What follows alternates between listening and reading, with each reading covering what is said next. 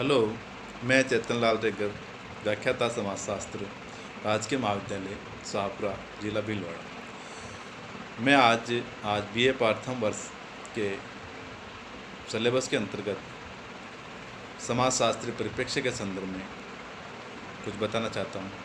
तो छात्रों, मानव के चारों ओर घटनाएं घटती रहती है। इन घटनाओं से प्रभावित होकर ही मानव ने समाज में रहकर इसका अध्ययन करना प्रारंभ किया। अलग अलग घटनाओं के लिए अलग अलग विज्ञानों का विकास हुआ, लेकिन आगे चलकर वैज्ञानिकों ने देखा कि एक ही घटना का अध्ययन विभिन्न विज्ञान करते हैं।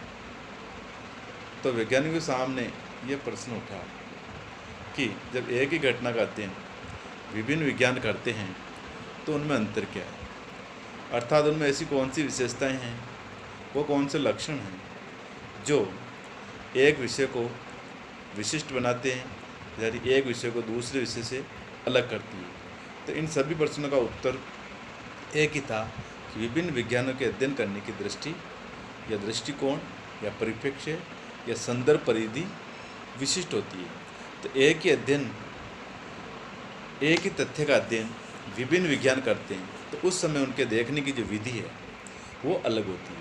तो एक ही घटना का भिन्न भिन्न अध्ययन करते समय विभिन्न विज्ञान भिन्न भिन्न दृष्टिकोण से घटना को देखते हैं। समाज से संबंधित अनेक बातों का अध्ययन करने के लिए विभिन्न विज्ञानों और विषयों का विकास हुआ। जैसे आर्थिक बातों, तथ्यों, घटनाओं के अध्ययन करने के लिए अर्थशास्त्र विषय की व्यवस्था की गई। राजनीतिक बातों, तथ्यों, घटनाओं के अध्ययन के लिए राजनीतिक शास्त्र की विषय की स्थापना हुई। तो इसी प्रकार से समाजशास्त्र के अंतर्गत सामाजिक घटनाओं, तथ्यों का अध्ययन किया जाने लगा। तो इस तरह से जिस विषय की थी उसी के दृष्टिकोण से उस विषय के अंतर्गत उसका अध्ययन किया जाने लगा। तो दोस्तों, सबसे पहले पर्सपेक्ट यानी कि परिप्रेक्ष्य क्या है। तो पर्सपेक्टिव शब्द जो है वो अंग्रेजी शब्द है और इसका जो हिंदी में जो अनुवाद है ये लैटिन भाषा के परफेक्ट से लिया गया है, जिसका अर्थ अंग्रेजी में सीन थ्रू, अर्थात सरल भाषा में कहें तो एक ओर से दूसरी ओर देखना, अर्थात द्वारा निरीक्षण करना भी कहा गया है।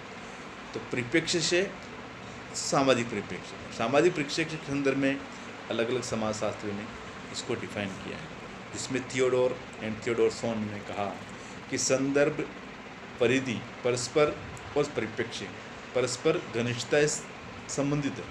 यानी इस परिप्रेक्ष्य का अर्थ जानने के लिए संदर्भ परिधि की परिभाषा को जानना आवश्यक है। यानी कि किसी भी बिंदु के दृष्टिकोण, मानदंड अथवा अवधारणाओं को, व्यवस्था को लेकर कोई व्यक्ति अपने अनुभव, ज्ञान, व्याख्याओं को संगठित करता है, वह संदर्भ परिधि कहलाती है। इसी प्रकार जी.ए. लुंडबर्ग ने भी इसके संदर्भ में अपने विचार फाउंडेशन ऑफ सोशियोलॉजी नामक जो पुस्तक लिखी, उसमें बताया और उसमें इसका वर्णन भी किया था, जिसमें उन्होंने कहा था अर्थात कि विज्ञानों के वर्गीकरण का आधार वे समस्याएं हैं जिनके अध्ययन में वे समर्पित हैं।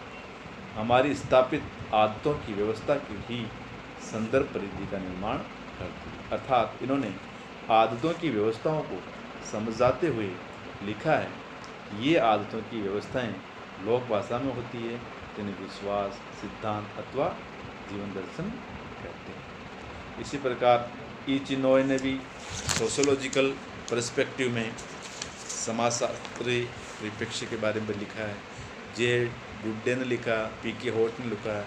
अर्थात सभी समाजशास्त्रियों ने अपने अपने दृष्टिकोण से विषय वस्तु का अध्ययन करने की प्रक्रिया के बारे में बताया। फिर भी समाजशास्त्र के साथ साथ जो अन्य विज्ञान हैं उसके संदर्भ में अगर हम चर्चा करें, जैसे अर्थशास्त्र, तो अर्थशास्त्र के अंतर्गत कुछ विशेष चरों के आधार पर वस्तुओं और सेवाओं के उत्पादन और वितरण का अध्ययन करता है। इसी प्रकार से राजनीति शास्त्र के संदर्भ में इंकस लिखते हैं कि राजनीति विज्ञान अथवा सरकार, जैसा कि अधिकतर अमेरिका के विश्वविद्यालय में पढ़ाया जाता है, दो महत्वपूर्ण तत्व होते हैं, एक राजनीतिक सिद्धांत और सरकारी प्रशासन। ये दोनों ही राजनीतिक व्यवहार का विस्तार से अध्ययन नहीं करते। राजनीतिक सिद्धांत में प्लेटो से लेकर मार्क्स तक के सरकार के प्रति विचारों का अध्ययन किया जाता है। तो अर्थात राजनीति शास्त्र में राजनीतिक तथ्यों का दृष्टिकोण से उस घटना का अध्ययन किया जाता है। इसी प्रकार इतिहास के अंतर्गत बीती हुई जो घटना है कालक्रम, उसका उसमें अध्ययन किया जाता है। इस पर मनोविज्ञान में मस्तिष्क अथवा मानसिक प्रक्रियाओं का विज्ञान कहा गया है, इसलिए इसमें मानसिक स्थितियों का अध्ययन किया जाता है। तो कहने का तात्पर्य, हर शास्त्र, हर विज्ञान, हर विषय का अपना एक दृष्टिकोण होता है, नज़रिया होता है, विषय वस्तु होती है, उसके आधार पर उसका अध्ययन किया जाता है। तो इसी प्रकार से समाजशास्त्रीय परिप्रेक्ष्य का मतलब जो सामाजिक दृष्टिकोण से हम किसी विषय वस्तु या घटना का अध्ययन करते हैं तो वो सामाजिक परिप्रेक्ष्य के अंतर्गत आती है। अब समाजशास्त्रीय परिप्रेक्ष्य की कुछ विशेषताएं हैं जिसके आधार पर हम ये और स्पष्ट कर सकते हैं कि समाजशास्त्रीय परिप्रेक्ष्य क्या है। तो सबसे पहले समाजशास्त्रीय परिप्रेक्ष्य जो है वो वैज्ञानिक है। वैज्ञानिक क्यों है? क्योंकि मानव समाज के निम्नलिखित पक्ष है जिसका वो अध्ययन करता है, इसलिए समाजशास्त्रीय परिप्रेक्ष्य को वैज्ञानिक कहा गया है। क्यों? कि इसमें क्या है, क्यों है, कैसे है, क्या होगा, इन सब बातों का इसमें अध्ययन किया जाता है, इसलिए समाजशास्त्रीय परिप्रेक्ष्य को वैज्ञानिक माना गया है। दूसरा कि समाजशास्त्रीय परिप्रेक्ष्य के दो पक्ष हैं।